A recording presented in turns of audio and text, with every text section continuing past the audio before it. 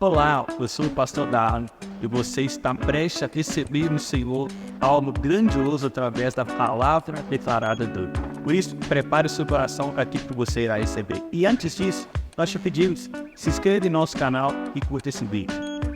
Amém, pessoal? Boa noite. Glória a Deus. Abra sua Bíblia em Eclesiastes 7, por favor. Livro de Eclesiastes. E nós vamos aqui batendo um papo, enquanto eu vou tentando controlar o nervosismo.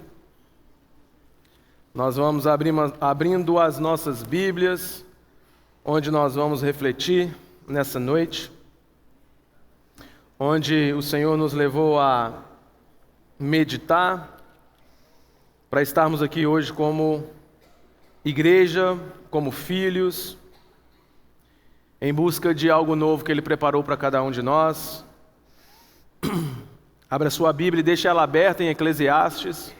Nós vamos refletir no capítulo 7, mas daqui a pouco nós vamos para a Bíblia. Deixe ela abertinha aí, para que nós possamos já estar prontos para iniciar o aprendizado de hoje, a reflexão de hoje, porque eu não tenho nenhuma dúvida que ninguém se aprontou, se arrumou para estar aqui hoje em vão. Ninguém se programou para estar aqui hoje por acaso. Cada um de nós criamos uma expectativa, cada um de nós viemos buscar algo novo de Deus, talvez cansado, talvez desanimado, talvez desesperançoso, talvez incrédulo, talvez frio, talvez esperançoso, talvez amargurado, talvez endurecido. Tem muitas pessoas aqui, cada um é contido de suas emoções, de seus sentimentos, mas o fato é que estamos aqui, na casa do Senhor, diante da presença do Senhor, com a oportunidade e o privilégio de sermos tocados pela palavra dEle. Temos o poder de influenciar isso, querendo ou não, se concentrando ou não, permitindo ou não, com que o Espírito Santo de Deus fale aos nossos corações conforme a sua palavra. Então nós somos peça, participante do agir de Deus na nossa vida. Amém? Queria te convidar a fechar os seus olhos aí mesmo no seu lugar. Senhor, nós estamos diante da tua palavra. Ó Deus, nós estamos diante daquilo que o Senhor preparou para nós. Ó Pai, da tua palavra, da porção, da direção do Senhor, no qual o Senhor tem nos levado, no qual o Senhor tem nos conduzido. E Pai, que o Senhor venha tirar dos nossos corações, da nossa mente, tudo aquilo que nos desconecta do Senhor, tudo aquilo que rouba a nossa atenção, todos os sentimentos que podem nos impedir, Senhor, de sermos tocados pela tua palavra, de sermos tocados pela tua presença. Colocamos o nosso coração como congregação, como igreja, como Deus, comunidade, diante do Senhor e clamamos para que o Senhor venha de encontro ao nosso coração, em nome de Jesus. Amém, meus irmãos? Para você que nos visita pela primeira vez ou segunda, nós estamos fazendo uma reflexão nas celebrações de domingo em cima do livro de Eclesiastes. E o mais legal é que domingo após domingo temos aprendido coisas novas. O mais legal é que domingo após domingo a parte prática da Bíblia tem transformado a nossa vida e necessariamente uma mensagem não está ligada à outra. Deus tem trazido uma nova porção a cada domingo. E dando uma breve introdução ou lembrando um pouco sobre Eclesiastes, a palavra de Deus vai falar que o autor deste livro se apresenta como Coelete. Traduzindo isso, o pregador. Salomão, filho de Davi, ao contrário de alguns outros livros no qual ele escreveu, se apresentando, sou eu, rei Salomão, filho de Davi. Neste livro específico, ele se apresenta como Coelete. Coelete é o original da palavra o pregador, Eclesiastes. E Eclesiastes, o nome deste livro, é a tradução grega de Coelete. E Coelete quer dizer quem fala à assembleia, quem fala a uma comunidade, ou seja, um pregador para uma comunidade, para uma assembleia. É muito interessante porque este livro ele é escrito diretamente para quem estava, assim como nós hoje, em uma assembleia, meditando na palavra de Deus. Temos um homem pregador que anuncia e temos uma congregação, assim como nós hoje. Hoje somos igreja, e não que eu seja o pregador, mas Eclesiastes, a palavra de Deus é o pregador dessa noite. A palavra de Deus é a exposição dessa noite. Então, para a gente contextualizar, entender um pouco e relembrar um pouco do livro Eclesiastes, por que ele chama assim? Porque dá um entendimento melhor para nós daquilo que vai acontecer. A gente já entende que esse homem está falando para pessoas que, assim como nós, buscamos a Deus.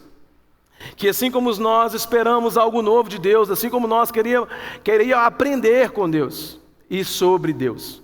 Então tem muito a ver conosco nessa noite. E os livros de Salomão, que é Provérbios, Cantares e Eclesiastes, são livros extremamente práticos. O mais maravilhoso que nós vamos meditar aqui nessa noite é que vamos ter a oportunidade de levantar da cadeira e colocar em prática imediatamente. Isso é maravilhoso.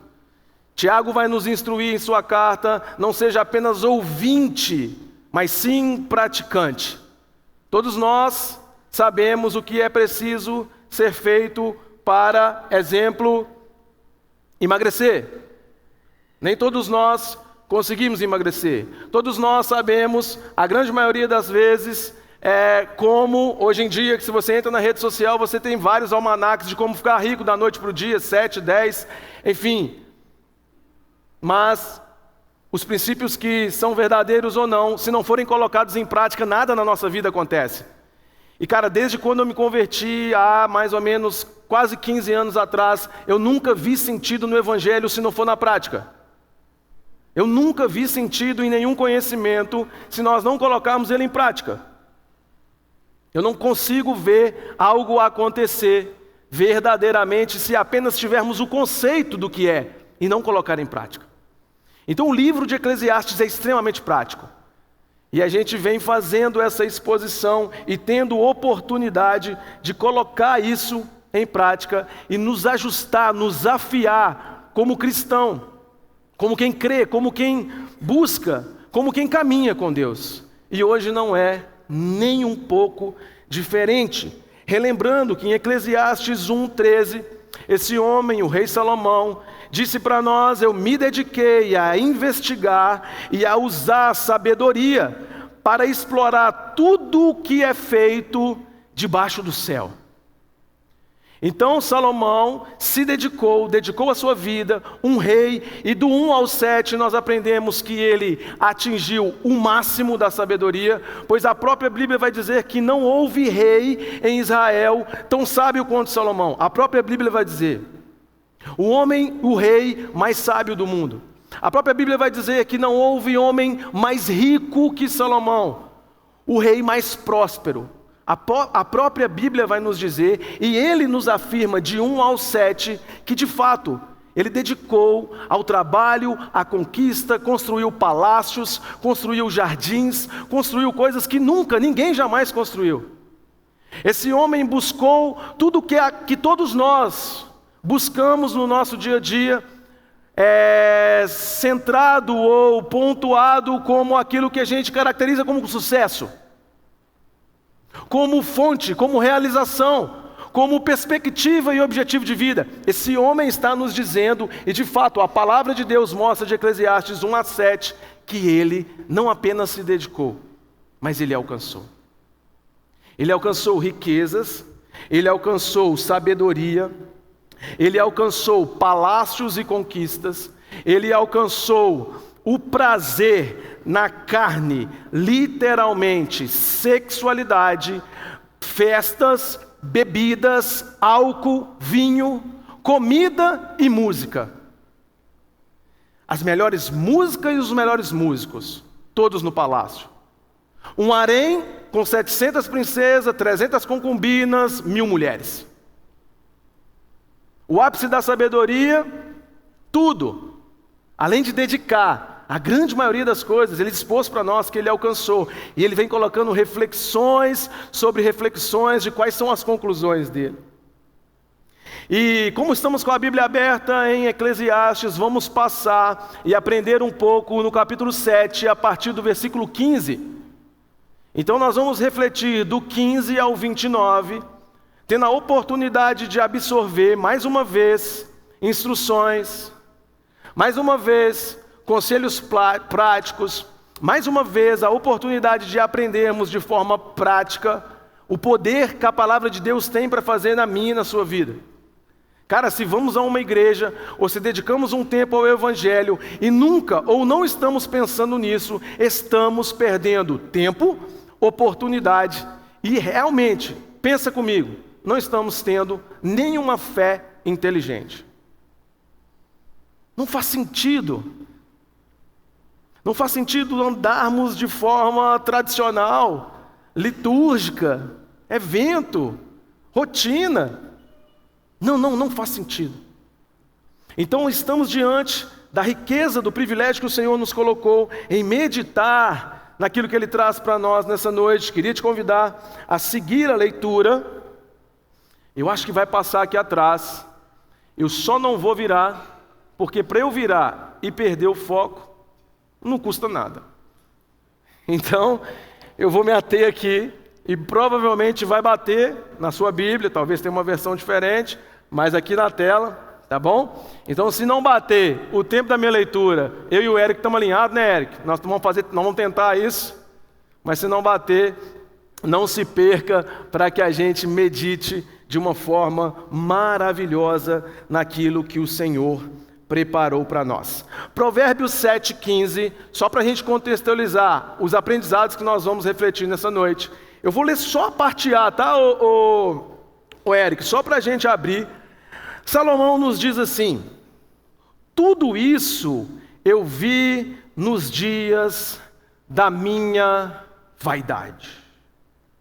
Então ele veio relatando tudo isso, e ele traz, Rodrigo, para nós agora coisas novas.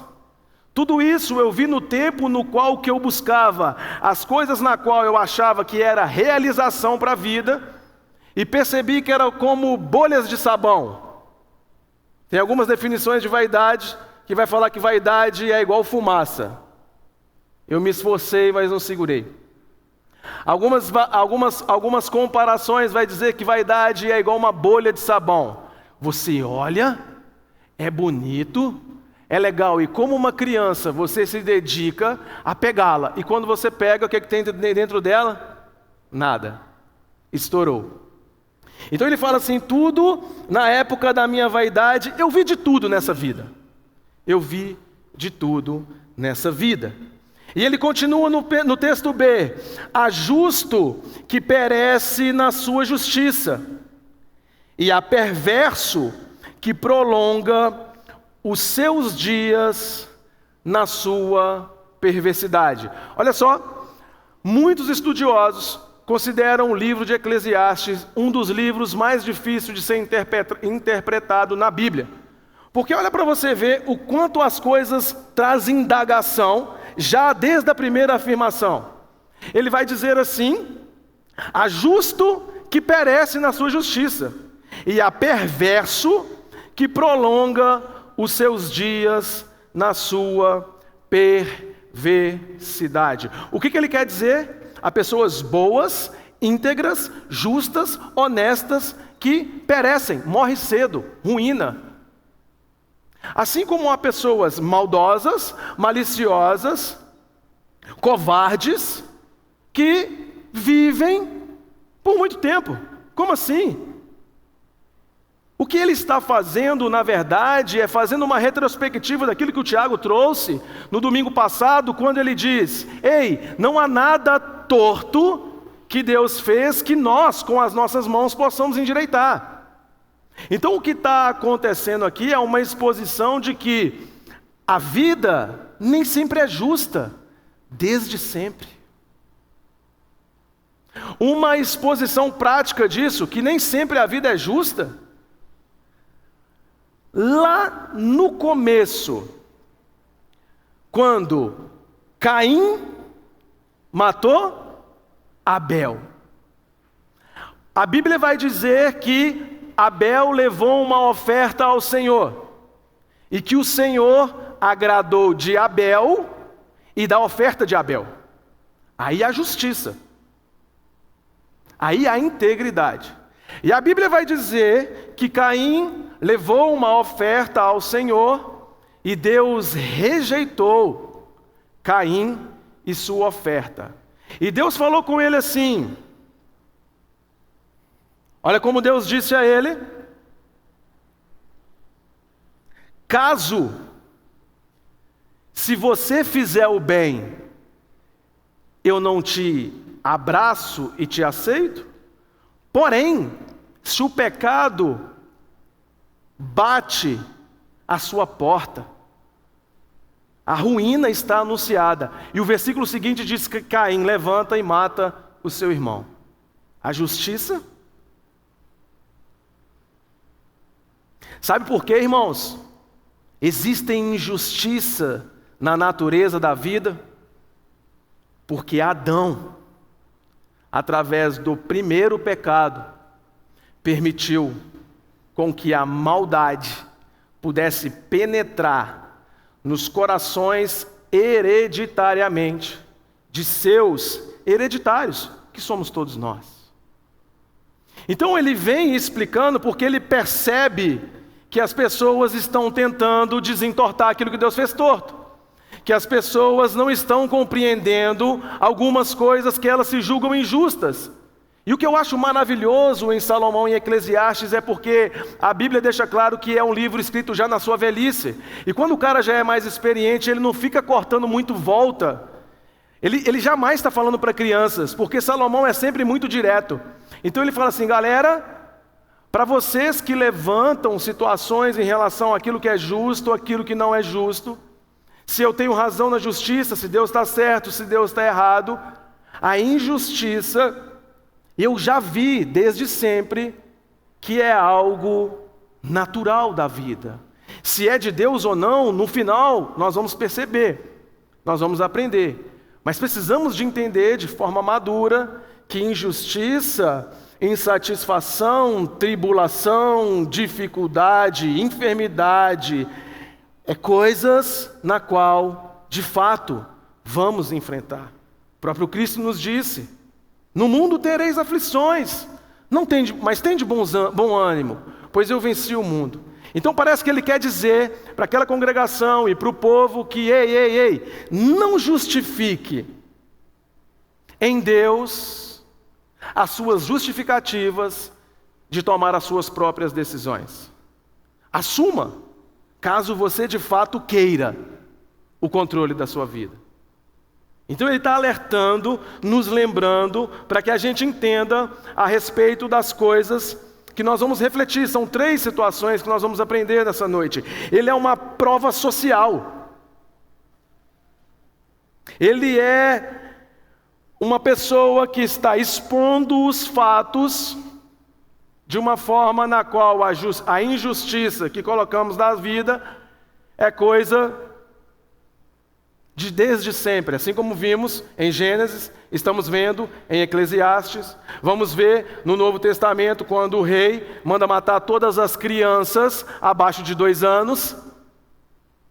Vamos ver. Então ele vai abrindo os nossos olhos para isso. E aí agora eu quero te convidar a refletir de uma forma no qual vamos aprender, ou vamos ter a oportunidade de aprender através de 3 abas de ensino.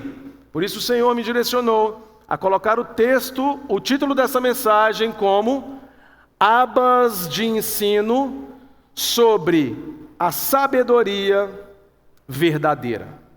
Confesso para vocês de uma forma muito particular que não foi fácil me debruçar em cima deste texto, não foi fácil buscar aquilo que Deus tinha para nós, de reflexão, para trazer.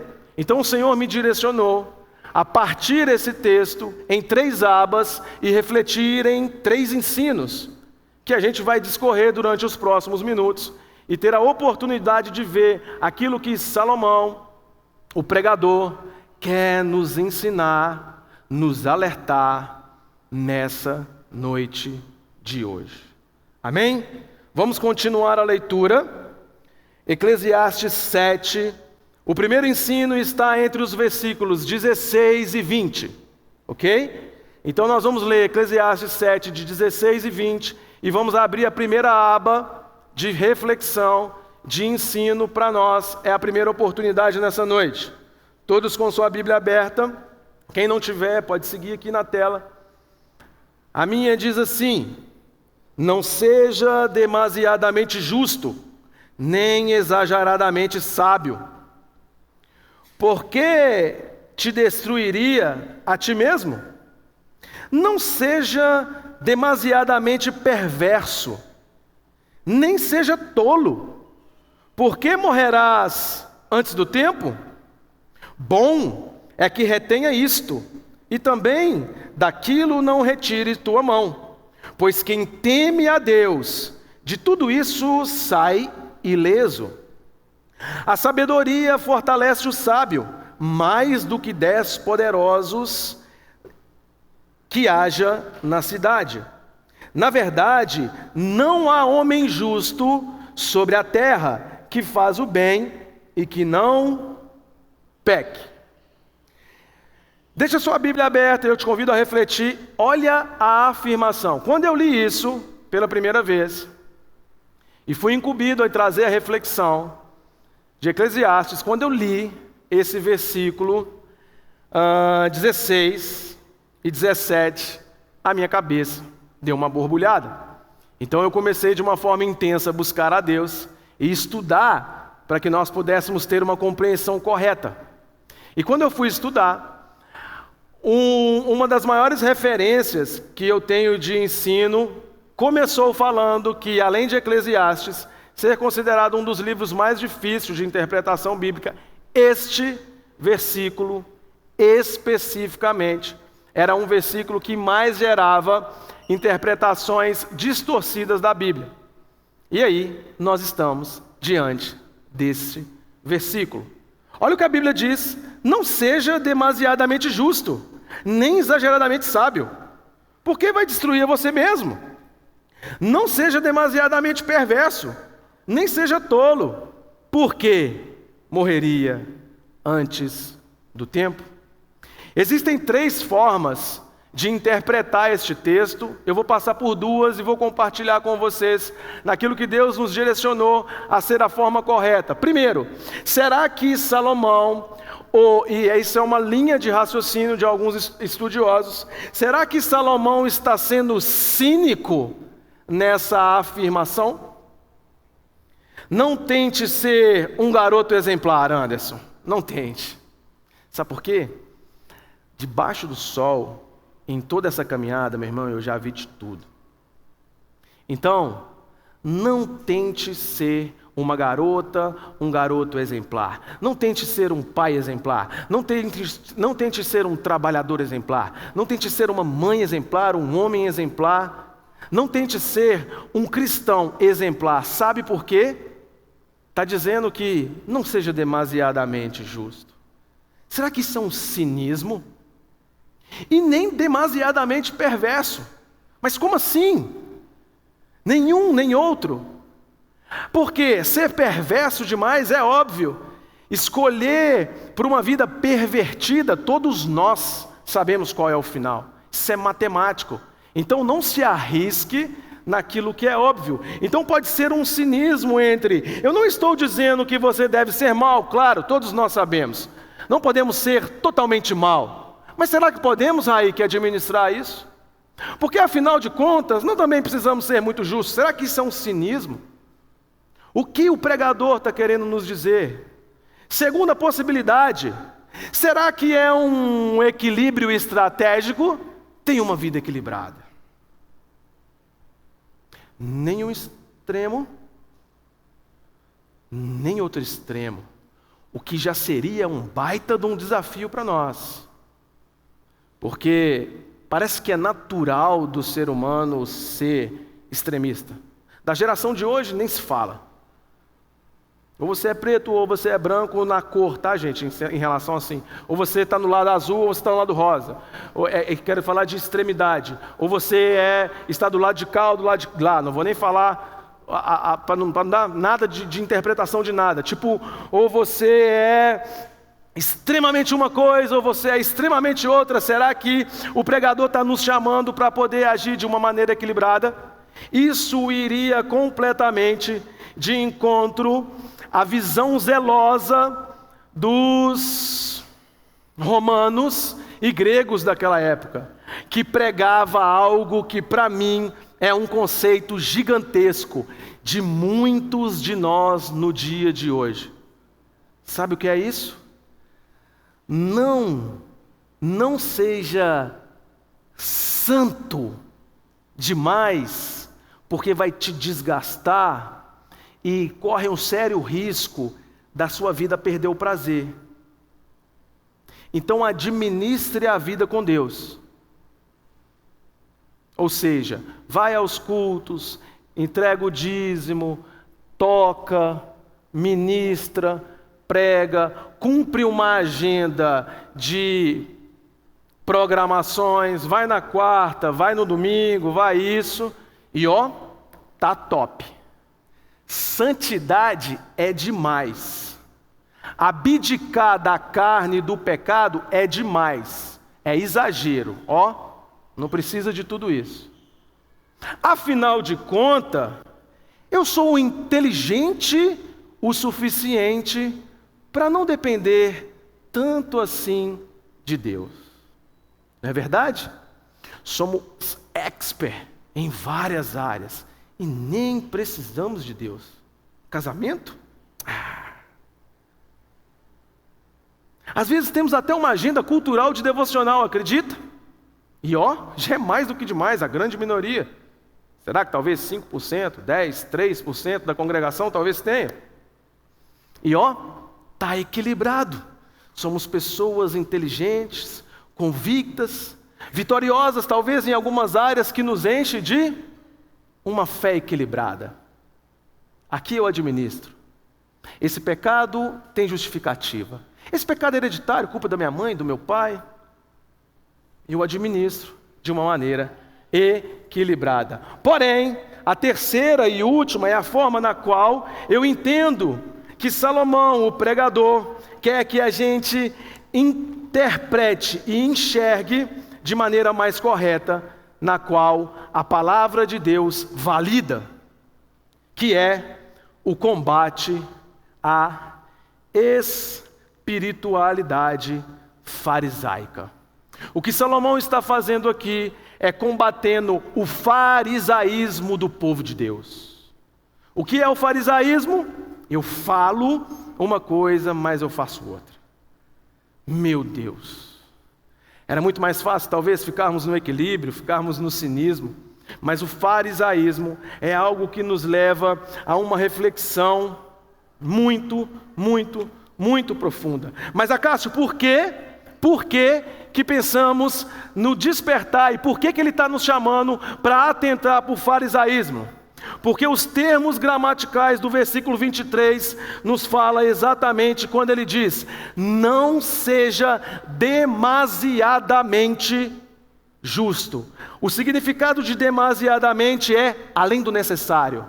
Então as pessoas estavam querendo mostrar uma justiça, falando de si mesmo, justificando uma santidade, gritando uma santidade, arrotando uma santidade, na qual era tão forte que estava passando daquilo que era palpável. Meu irmão, ei, segura a sua onda. Não é você o Redentor. Então o pregador, a palavra de Deus, nos chama essa noite para refletir, quando ele diz: não seja exageradamente justo. Você está fazendo tanta força, você está amontoando tanto, está colocando tanto sobre você, você quer dizer tanto que você é santo, você é tão orgulhoso, você é tão soberbo, você está tão cheio de si mesmo, e por que você vai acabar com você mesmo? Sabe por quê? A palavra de Deus ela nos diz, em todos os cantos, que somos mais do que pecadores. Então Salomão está falando para nós, ei, coloca no seu lugar, cara. Pessoal, se coloca no seu lugar. Alguns estudos vai dizer que este movimento de querer entortar aquilo que está torto, de querer fazer pelo seu braço, de ter as suas próprias convicções, quando ele diz, olha, aproveite o dia que é bom, mas considere o dia que é mau, porque ambos Deus fez, e nós não podemos desentortar aquilo que Deus fez. Não tem como, mesmo se assumirmos o controle, mesmo se for capaz, se formos tudo de bom, a Bíblia está nos dizendo que não é possível fazermos isso. E aí está falando e suspeitando que em Israel estava nascendo uma nova justiça, de pessoas que estavam vendo que Deus estava sendo injusto. Não tinha uma compreensão daquilo que Deus estava fazendo e daquilo que as pessoas queriam. Então as pessoas se auto-justificavam. As pessoas colocavam as suas próprias regras e, cara, o quanto somos tendenciosos a fazer isso nos dias de hoje. Minhas vidas, minhas regras. Meu corpo, as minhas decisões. Se é santa ou não, talvez a minha justiça ela é mais correta. Talvez a minha interpretação, e ele está falando assim, pessoal, essa história é a mesma de sempre. Então ele está nos despertando para nos colocarmos em consciência sobre as desculpas da nossa autojustiça. A autojustiça é ser tão justo a ponto de não merecer passar por dificuldade, pois qualquer dificuldade, qualquer desejo, qualquer tentação que eu tiver, eu executo a minha justiça. Eu vou lá e faço aquilo que eu quero. E ele está dizendo que, acaso você quer se destruir antes do tempo? Acaso o seu orgulho, o meu orgulho, que é a exaltação de mim mesmo, a soberba, as convicções, na qual às vezes não está nem suportando ouvir aquilo que Deus está falando. Somos tão convictos de nós mesmos que quando deparamos com a palavra de Deus é muito mais fácil achar que isso vem de mim. Ainda bem que eu só estou lendo a Bíblia. E muitas das vezes, até mesmo por isso, decidimos não ler a Bíblia, porque sabemos que administramos até melhor aquilo que está escrito. Concordamos com alguma coisa, achamos até legal. Mas tem coisas que eu vou pular, tem coisas que eu vou administrar, e o pregador está dizendo para nós, acaso você quer acabar contigo mesmo antes do tempo? E ele vai dizer, também não seja demasiadamente perverso, nem seja tolo. Tem tolo aqui? Não. Nem seja demasiadamente perverso, porque além de, às vezes, trazermos para nós a nossa justiça de como caminhar no Evangelho, de como caminhar no nosso estilo de vida, na nossa caminhada com Deus, além de às vezes trazermos as nossas justificativas, onde não há santidade, muitas das vezes decidimos pela perversidade. Incrivelmente. Isso começou no Éden, desde o primeiro Adão. Por que o primeiro Adão? Glórias a Deus pelo segundo. Ele vai entrar no tempo certo. E o mais maravilhoso é que o segundo Adão, a gente acha que ele entrou na nossa vida apenas o dia que decidimos fazer parte de uma cerimônia no domingo à noite. Ou que levantamos a mão. Meu irmão, isso é rito, isso é ritual. A nossa vida com Deus, ela é muito mais simples e desafiadora. Não que imaginamos, mas que administramos. Acaso eu vou querer perder a minha carreira antes do tempo? E aí ele está dizendo para a gente poder fechar já a primeira aba de ensino, porque ele está combatendo o nosso egocentrismo. Ele está combatendo as nossas convicções. A palavra de Deus. Eu já vi isso. E aí qual é a solução? Ele nos traz a solução. Logo em seguida, versículo 18, primeira delas. O versículo 18 vai nos dizer: bom, é que retenha isto, e também daquilo não retires a tua mão. O que ele está dizendo? Bom, de fato, é que você seja justo, e não retire a sua mão sobre a perversidade. Não caia nesse caminho. E aí ele termina o versículo 18 dando para a gente a primeira dica de resolver a nossa religiosidade egocêntrica e farisaica. Ele diz: pois quem teme a Deus, de tudo isso sai ileso. Primeira saída para que nós possamos... A primeira aba de ensino é a palavra de Deus nos defendendo de nós mesmos. Parece até a escola bíblica dominical, né? Quando Paulo vem aos Gálatas e fala: meu Deus, eu não acredito. Meus irmãos, eu não acredito. Aquilo que vocês aprenderam, que Cristo na cruz trouxe a salvação e é o único caminho, vocês já esqueceram e acham que pelas suas obras?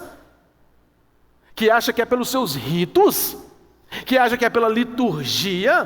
Pelo seu falar? Não, não, não. Salomão está dizendo a mesma coisa. Não é coincidência, é uma conexão de Deus para nós como comunidade. Como servos, podemos ignorar, podemos não relevar, mas é um cuidado direto de Deus para nós. Primeira saída, temor a Deus. Temer é venerar, respeitar e obedecer a Deus. O significado de temor não é você se tremer ao ponto de ser fulminado pelos seus erros. Temer é venerar, é exaltar, é mesmo errando, tropeçando, saber que o caminho da obediência é inegociável. Não administrativo.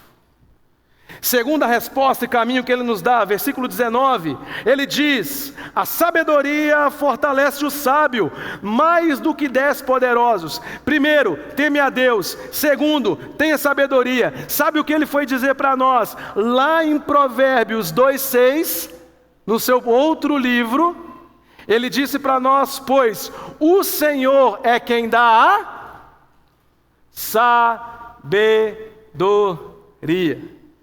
Então, primeiro, tem um caminho, pessoal, para a gente se livrar do farisaísmo de nós mesmos. Primeiro, tema a Deus. Segundo, vai lá no livro de Provérbios 2:6, que vai dizer que a sabedoria ela é dada por Deus. Ela não é dada pelo seu conceito, ela não é dada pela sua criação, ela não é dada pelos seus professores, nem pelos coaches, nem pelos algoritmos no qual hoje direciona o nosso conceito. Hoje somos doutores daquilo que o algoritmo nos alimenta. E quer discutir comigo e com aquilo que o meu Instagram valida, conversa com a minha mão. Então, muitas das vezes, nós colocamos sobre nós o título da grande sabedoria humana. A Bíblia, em Provérbios 2, coloca em Deus como fonte de sabedoria, entendimento e discernimento.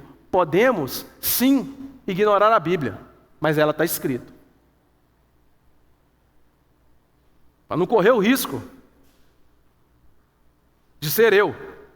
Provérbio 2:6, pois o Senhor é quem dá a sabedoria, de sua boca procede discernimento e conhecimento. Primeiro, tema a Deus. Segundo, adquira sabedoria da fonte verdadeira. E terceiro, versículo 20. Ele simplesmente faz uma das afirmações teológicas mais validadas, quando ele diz: na verdade, não há um homem justo na terra que não peque.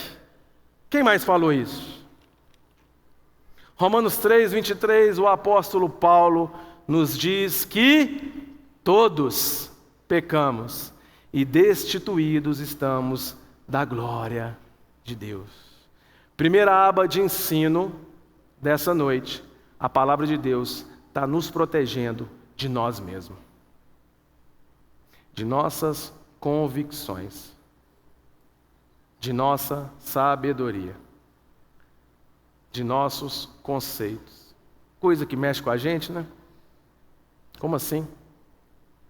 Aquilo que meu pai me ensinou desde 2 anos? Como assim? Aquilo que é minha faculdade? Aquilo que os livros?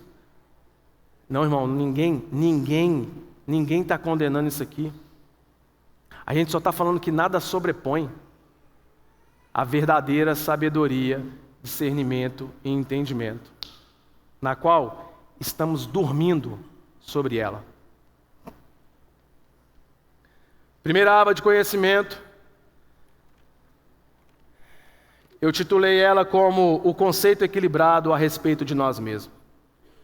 Precisamos de buscar isso constantemente. Segunda aba de conhecimento, eu te convido a ler comigo Eclesiastes. Agora a gente vai do versículo 21 ao 25. Fechamos a primeira aba, que é o conceito elevado de nós mesmos, conforme a Bíblia, e abrimos a segunda aba, que está do versículo 21 ao 25. Exercendo, eu quero dar o título dessa aba de Exercendo a Sabedoria em Relação ao Próximo. Esse texto está dizendo para a gente, Eclesiastes 21 ao 25, também não aplique o coração a todas as palavras que se dizem, para que não ouças o teu servo te amaldiçoar. O que ele está dizendo? Não dê ouvido a tudo que falam a seu respeito. Sabe por quê? Você vai ouvir gente muito próxima falando mal de você, tá? Versículo 22. Pois o teu coração sabe que muitas vezes você também tem falado mal do outro. Então olha a praticidade desse homem, desse pregador nos alertando. Ele vai proteger o nosso coração e ao mesmo tempo ele vai tirar a nossa vaidade, porque você também fala mal. Ouvindo um pregador e um estudioso desse texto, ele falou assim: olha, a verdade é que a conclusão que eu chego é que se todos os nossos amigos e familiares tivessem aberto tudo o que falamos deles, não teríamos 2 amigos.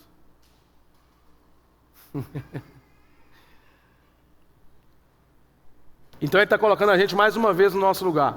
Ele vai nos encorajar a não sermos destruídos por algumas vozes. Mas ele vai falar mais uma vez: não se ensoberba, porque você sabe que no seu íntimo você também faz isso. Então isso já fala assim: opa, deixa eu me tratar e ter a oportunidade de me disciplinar amanhã sobre isso, e pedir ao Espírito Santo de Deus que sempre me eduque nessa questão, e ao mesmo tempo deixa eu saber agir conforme as vozes que falam ao meu respeito. 23. Tudo isso examinei com sabedoria, dizendo comigo mesmo: serei sábio, mas sabedoria ficou longe de mim. O que existe está longe e é muito profundo. Quem o achará? Apliquei o coração para conhecer e para investigar e para buscar a sabedoria e a razão das coisas, e para reconhecer que a impiedade é loucura e que a astutícia é desvairo. Eu quero traduzir o que ele disse. Ele só veio reforçando mais uma vez todo o esforço dele em sabedoria para ter discernimento daquilo que acontece na vida real. O mais legal é que Salomão está expondo a vida real, porque muitas das vezes a gente acha que caminhar com Deus é uma vida inalcançável. Ou a gente coloca um pedestal de santidade que nem mesmo a gente consegue alcançar, ou a gente coloca esse pedestal lá em cima e fala assim: eu não alcanço mesmo, então eu vou viver aqui dentro das minhas fraquezas, porque lá eu não chego. Então ele está falando para a gente que ele fez muita força e começou a classificar aquilo que é falado do próximo como loucura. Aquilo que é falado do próximo como tolice. E quando se fala do próximo como ausência de raciocínio. Porque quando chega lá embaixo ele fala assim, olha, que a impiedade, desrespeito e irreverência. Significado de astutícia, tolice, falta de bom senso. E desvairo, afastamento de uma mente equilibrada. Então o que ele está fazendo? Meu irmão, deixa eu te falar uma coisa. Existem pessoas que vão falar ao seu respeito. Não deixe com que elas destruam a sua vida. Não se abata pelo que elas estão falando, sabe por quê? Existem 3 vozes que falam ao nosso respeito. Primeira voz, a que não te conhece. Hoje em dia todos falam, e é o que mais fazem. E todos falam de tudo, inclusive de nós. Então existem vozes que vão falar de nós, e ele está nos alertando, não deixe com que isso te destrua. Sabe por quê? Nem todas as vozes que falam ao meu e ao seu respeito te conhecem. A primeira aba nos protegeu de nós mesmos. A segunda aba, a palavra de Deus quer nos proteger daquilo que falam de nós, sem nos conhecer. Sabe o que Deus falou para mim? Acaso, quer falar de alguém? Fala para a pessoa, irmão. Você está com dúvida de alguma coisa em relação a alguém? Chama a pessoa. Senta com ela. Mas não fala com o outro, não. Sabe por quê? Porque é loucura. É insensatez, é ausência de raciocínio. A palavra de Deus está dizendo, viu gente? É o que ele falou ali, não é eu não. Porque é o que eu estou digerindo, é o que essa palavra trouxe para mim. Porque as pessoas que vai falar de você são várias. Algumas não te conhecem, outras não conhecem nem a si mesmo. Então elas precisam falar dos outros para poder talvez se encontrar. Pessoas vão falar de você porque talvez são carentes demais e precisam de colocar em alguém respostas que ela não tem sobre si mesma.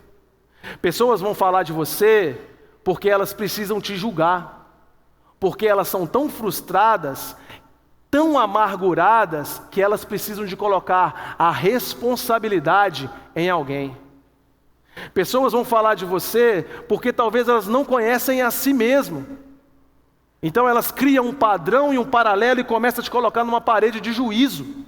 E falam bem ou falam mal. Mas vão falar, irmão. É o que ele está falando para nós, não é só os nossos dias, não. É porque a Bíblia ela é viva. Ela é atualizada. Pessoas vão falar porque a sociedade está doente. E precisa falar, mesmo sem ter preparo para falar. Pessoas vão falar porque não me conhecem, não te conhecem. Pessoas vão falar porque não se conhecem a si mesmo. E pessoas vão falar porque não conhecem a Deus. E se pararmos por aquilo que as pessoas falam a nosso respeito, contrário da palavra de Deus, vamos sucumbir.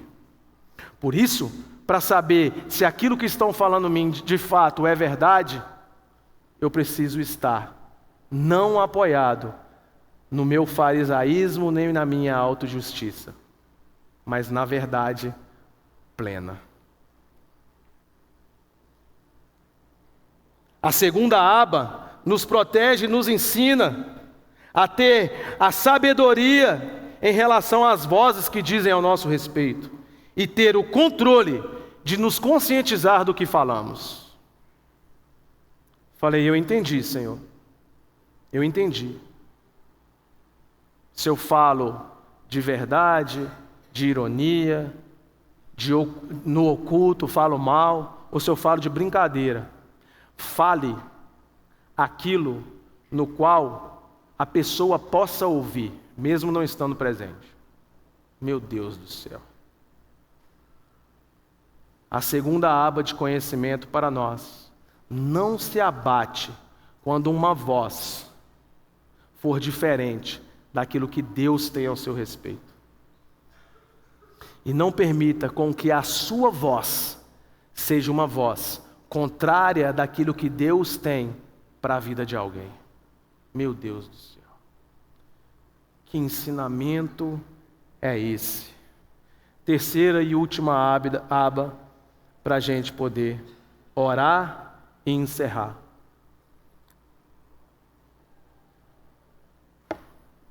Eclesiastes 7, do 26 ao 29, diz assim: E achei mais amarga do que a morte a mulher cujo coração é armadilha, e redes cujas mãos são laços. Quem agrada a Deus escapará dela, mas o pecador virá a ser preso por ela. Eis o que achei, diz o pregador, uma coisa por uma, para achar a razão. O que a minha alma ainda busca e não encontrou. Entre 1000 homens achei um justo, mas entre todas as mulheres não achei nenhuma.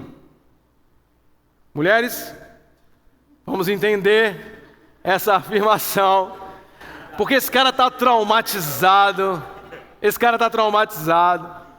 Porque imagina, ele teve 1000 mulheres, automaticamente elas trouxeram 1000 sogras para ele.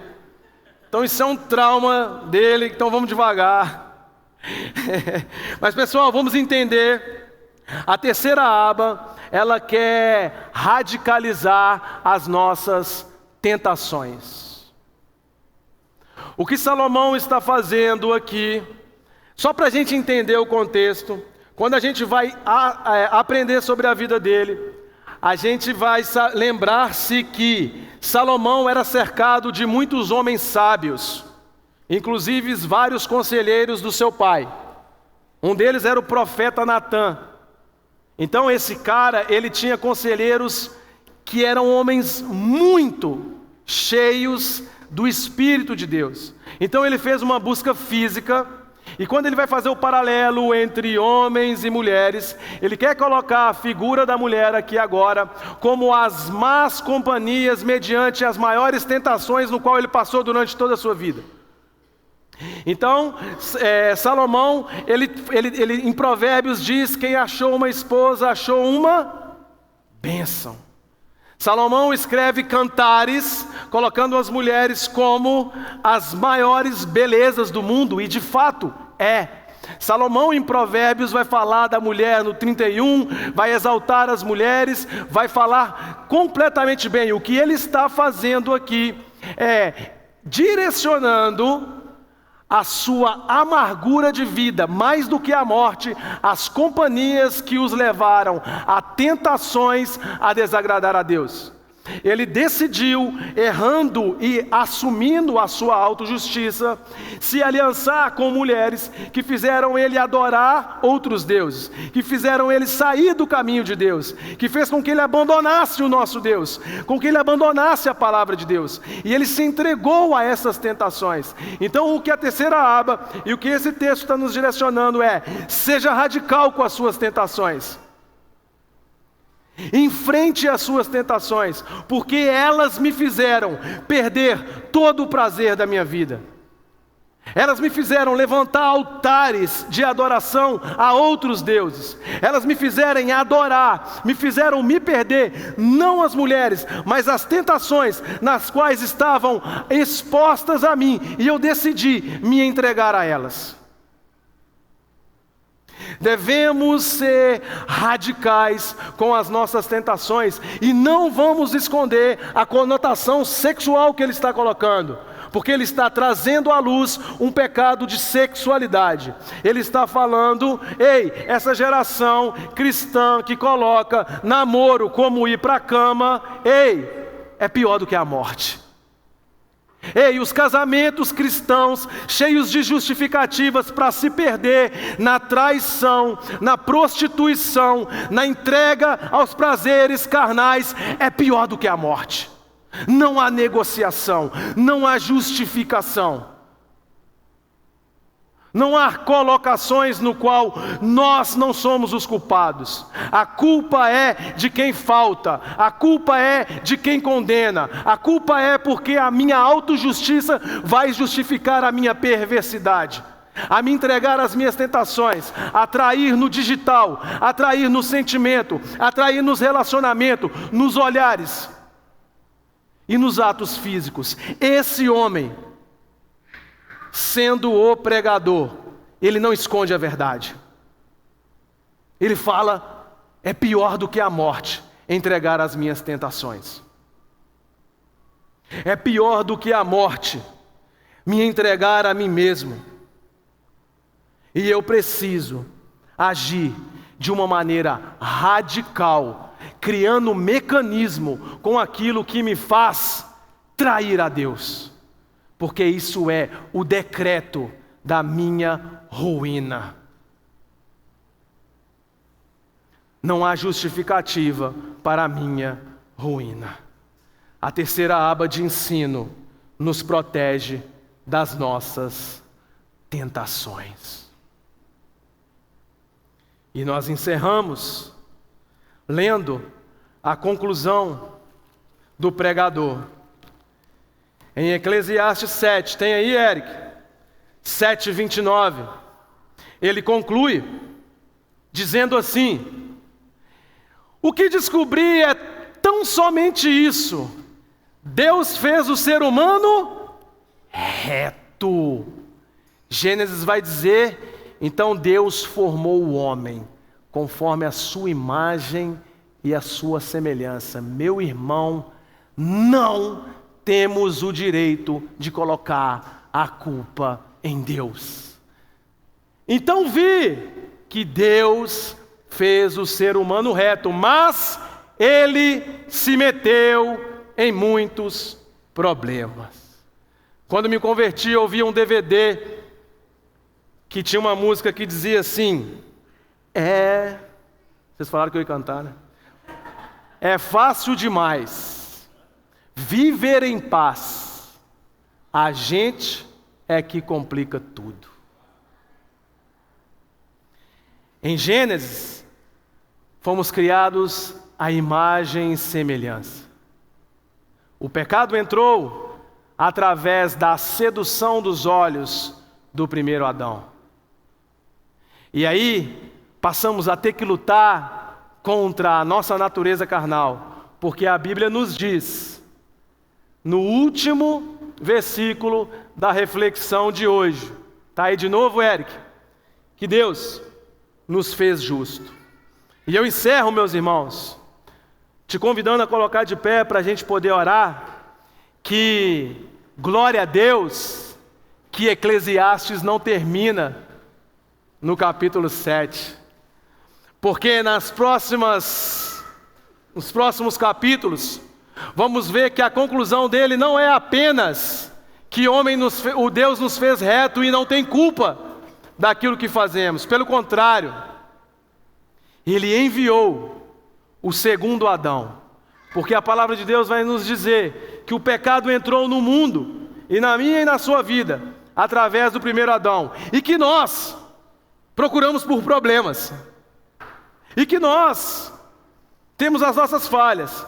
E Ele vai nos direcionar para a solução. Quando Ele vai chegar lá no capítulo 12 de Eclesiastes e fala assim: ei, vou dar um collab aqui do final, viu, galera? Temam a Deus e sigam os seus mandamentos. É a conclusão que Ele chegou. O segundo Adão veio por mim e por você para trazer redenção, restauração, renovo, vida e vida em abundância, para que a gente pegue a nossa energia de procurar o problema e procurar a solução, dia após dia, ajoelhado nos teus pés. Amém?